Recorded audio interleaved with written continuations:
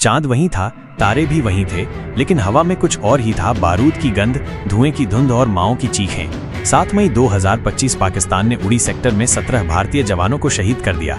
कुछ की शादी को महीना हुआ था, कुछ की औलादें अब पापा शब्द कभी नहीं सुन पाएंगी।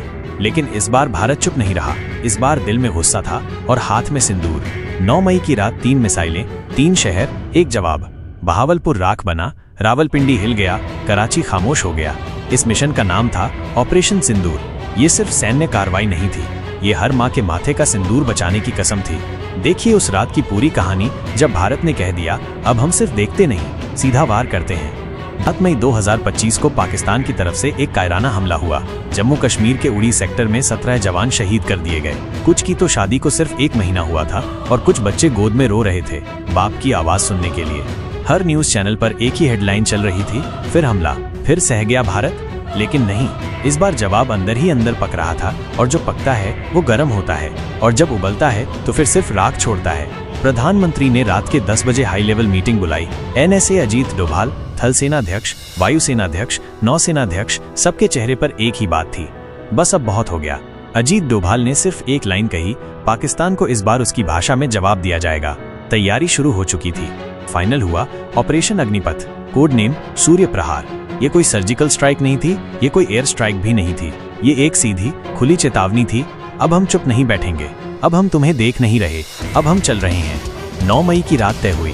DRDO से शौर्य मिसाइल निकाली गई, विशाखापट्टनम से ब्रह्मोस को तैयार किया गया और जैसलमेर से पृथ्वी मिसाइल को लॉन्चिंग मोड में रखा गया। सारी दुनिया चुप थी, न कोई प्रेस कॉन्फ्रेंस, न कोई सोशल मीडिया पोस्ट, बस कुछ भारतीय अफसरों की आंखों में गुस्सा और होठों पर मौन। इसी को हल्की भनक लगी थी। कुछ पाकिस्तानी चैनल बड़बड़ा रहे थे, भारत बदला ले सकता है, पर वो ये नहीं जानते थे कि इस बार भारत सिर्फ LOC पार नहीं करेगा, बल्कि बहावलपुर, रावलपिंडी और कराची तक जाएगा। हाँ, पूरा देश सो रहा था, पर सेना जाग रही थी और उनकी आंखों में नींद नहीं थी, आग थी। रात के 1:47 कमांड आया, ऑपरेशन अग्निपथ एक्टिवेट, और उसी पल पहली मिसाइल दागी गई। शौर्य मिसाइल टारगेट बहावलपुर, जैश ए मोहम्मद का मुख्य अड्डा, जहां आतंकी ट्रेनिंग लेते थे, वहीं अब आग की बारिश होने वाली थी। रात के 1:50 दूसरी मिसाइल ब्रह्मोस टारगेट, रावलपिंडी में इसी का गुप्त कमांड सेंटर। रात के 1:53 तीसरी मिसाइल पृथ्वी -3 टारगेट, कराची का नेवल डॉकयार्ड, जहां पाकिस्तान की नौसेना की सप्लाई रहती थी। आकाश चुप था, लेकिन जमीन कांप रही थी। रात के 2 बजे पाकिस्तान की वायुसेना बेतहाशा उड़ान भर रही थी। उन्हें समझ नहीं आ रहा था कि हमला आसमान से आया या धरती से। और तब रात के 2:05 भारत की चौथी मिसाइल, एक सुपरसोनिक ब्रह्मोस, कराची के पास एक ड्रोन कंट्रोल रूम पर गिरी, जहां से कई हमले प्लान किए जाते थे। अब वहां सिर्फ राख थी। कोई CNN, कोई BBC, कोई अल जजीरा कुछ नहीं कह पा रहे थे। भारत ने किसी को बताया नहीं, पर पूरी दुनिया ने देखा माइनस कि अब भारत वो देश नहीं जो सिर्फ कूटनीति से जवाब देता है, अब भारत लोहा भी पिघलाना जानता है। रात 3 बजे तक मिशन पूरा हो चुका था। DRDO के कंट्रोल रूम में सन्नाटा था, लेकिन हर आंख नम थी, क्योंकि ये सिर्फ तकनीकी ऑपरेशन नहीं था, ये हर शहीद बेटे के लिए उसकी मां की सच्ची सलामी थी। रात के 3:15 प्रधानमंत्री को रिपोर्ट दी गई, सभी टारगेट हिट, कोई भारतीय सैनिक सीमा पार नहीं गया, मिशन सफल। प्रधानमंत्री ने सिर्फ इतना कहा, अब पाकिस्तान को पता चलेगा कि चुप्पी का मतलब कमजोरी नहीं होता। इधर भारत में सुबह हुई, उधर पाकिस्तान में मातम। ISI की बिल्डिंग ध्वस्त, जैश का अड्डा जलकर राख, कराची का डॉकयार्ड खामोश। लेकिन ये सिर्फ शुरुआत थी। 10 मई 2025 की सुबह इस्लामाबाद का सूरज भी सहमा हुआ था। हर न्यूज चैनल पर बस एक ही सवाल, माइनस ये हुआ क्या? पाकिस्तानी सेना की प्रेस कॉन्फ्रेंस बुलाई गई। चीफ ऑफ आर्मी स्टाफ ने कांपती आवाज में कहा, भारत ने हमारे खिलाफ 3 मिसाइल स्ट्राइक किए हैं, कई रणकाने प्रभावित हुए हैं, हम इसका जवाब देंगे। टेक्स्ट है, लेकिन जवाब किससे मांगते? जिन अड्डों से हमले की योजना बनती थी, अब वहां सिर्फ मलबा पड़ा था। रावलपिंडी में इसी हेडक्वार्टर के बाहर लोगों की भीड़ लगी थी। हर कोई पूछ रहा था, माइनस अगर भारत ने हमला किया तो? लेकिन ये सिर्फ शुरुआत थी। 10 मई 2025 की सुबह इस्लामाबाद का सूरज भी सहमा हुआ था। हर न्यूज चैनल पर बस एक ही सवाल, ये हुआ क्या? पाकिस्तानी सेना की प्रेस कॉन्फ्रेंस बुलाई गई। चीफ ऑफ आर्मी स्टाफ ने कांपती आवाज में कहा, भारत ने हमारे खिलाफ 3 मिसाइल स्ट्राइक किए हैं, कई रणनीतिक ठिकाने प्रभावित हुए हैं, हम इसका जवाब देंगे। लेकिन जवाब किससे मांगते? जिन अड्डों से हमले की योजना बनती थी, अब वहां सिर्फ मलबा पड़ा था। रावलपिंडी में इसी हेडक्वार्टर के बाहर लोगों की भीड़ लगी थी। हर कोई पूछ रहा था, अगर भारत ने हमला किया तो हमारी वायुसेना क्या कर रही थी? उधर भारत में सुबह सुबह देशवासियों को जब ये खबर मिली तो कोई ऑफिस नहीं गया, कोई स्कूल नहीं पहुंचा, सब टीवी के सामने बैठ गए। कुछ माओं ने अपने शहीद बेटे की फोटो को देखा और कहा अब चैन मिला। सोशल मीडिया पर ट्रेंड चल रहा था #Agnipath strikes back, #India strikes hard, न पुलवामा न उरी ये अग्नि है। लेकिन भारत की सरकार चुप थी। कोई बयान नहीं, कोई प्रेस नोट नहीं, केवल एक चीज जारी की गई, एक सैटेलाइट इमेज जिसमें बहावलपुर का वही जैश हेडक्वार्टर खंडहर बन चुका था। इतना साफ जवाब था कि दुनिया भर के विश्लेषकों ने पहली बार कहा भारत अब सिर्फ प्रतिक्रिया नहीं करता, अब वो रणनीति बनाता है। संयुक्त राष्ट्र ने आपात बैठक बुलाई।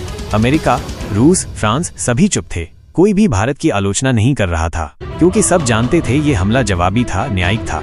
चीन ने हल्की नाराजगी जताई लेकिन फिर खुद ही चुप हो गया। उसे पता था भारत से पंगा अब घाटे का सौदा है। पाकिस्तान के प्रधानमंत्री ने टीवी पर आकर कहा हम भारत से बातचीत करना चाहते हैं, हमें शांति चाहिए। भारत का जवाब कोई जवाब नहीं, क्योंकि जो आग जल चुकी थी उस पर अब पानी नहीं डाला जा सकता था।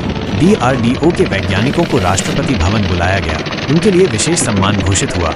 एक वरिष्ठ वैज्ञानिक ने सिर्फ इतना कहा हमने तकनीक बनाई थी लेकिन इस बार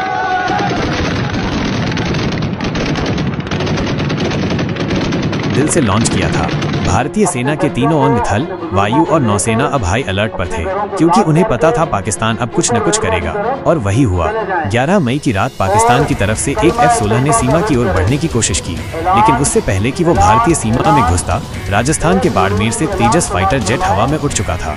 केवल 6 मिनट में F-16 को सीमा पार धकेल दिया गया। न कोई गोली चली, न कोई मिसाइल। तेजस पायलट ने सिर्फ रेडियो पर कहा अगर 1 इंच भी आगे बढ़े तो फिर अग्निपथ पार्ट 2 शुरू हो जाएगा। F-16 पलट गया। अब पाकिस्तान को समझ आ गया था ये 2016 वाला भारत नहीं है। 13 मई 2025 रात 9 बजे देश भर में टीवी स्क्रीन पर एक ही चेहरा, भारत के प्रधानमंत्री। मेरे प्यारे देशवासियों, पिछले 3 दिन हमारे इतिहास के सबसे कठिन लेकिन सबसे निर्णायक दिनों में से रहे हैं। पाकिस्तान की कायरता का हमने जवाब दिया है, न सिर्फ सीमा पर बल्कि उसके दिल में घुसकर। आज मैं आपको बताना चाहता हूँ कि ऑपरेशन अग्निपथ सफल रहा है। हमने न केवल हमले का बदला लिया बल्कि भविष्य में ऐसे किसी दुस्साहस को रोकने की नींव भी रखी है। इस भाषण के ठीक 2 घंटे बाद भारतीय वायुसेना की स्पेशल यूनिट गरुड़ वापस लौट चुकी थी। IAF के Su-30 MKI, मिराज 2000 और तेजस विमानों ने ऑपरेशन की तस्वीरें भेज दी थी। RAW और DRDO ने पुष्टि की बालाकोट, बहावलपुर और मुजफ्फरगढ़ में जैश-ए-मोहम्मद के 3 बड़े लॉन्च पैड तबाह। ISPR के झूठ